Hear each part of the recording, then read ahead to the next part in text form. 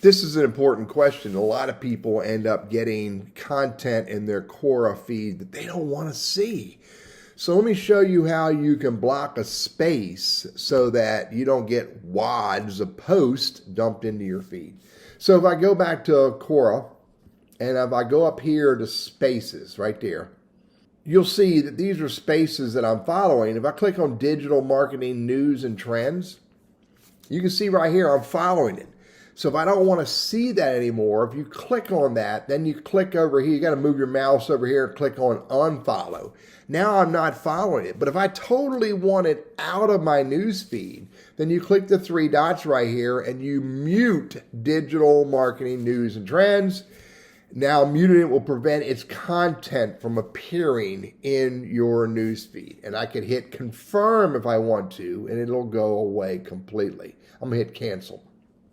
Additionally, if you're on the Quora news feed and you're looking here and you're tired of seeing content from Humor on the Edge, then what you can do is just hover over their name, hit the three dots right here, and I can mute Humor on the Edge. And again, it will not show up in my Quora news feed.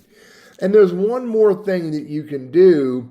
If I go to questions that are asked to me, that the Quora wants me to answer. If you come down here, you'll see that there's Microsoft Outlook. Based on my answers, Quora thinks I should answer questions about Microsoft Outlook. But if I hit the three dots right here, I can hide that topic and it will not show up under my answer list anymore. I love Quora.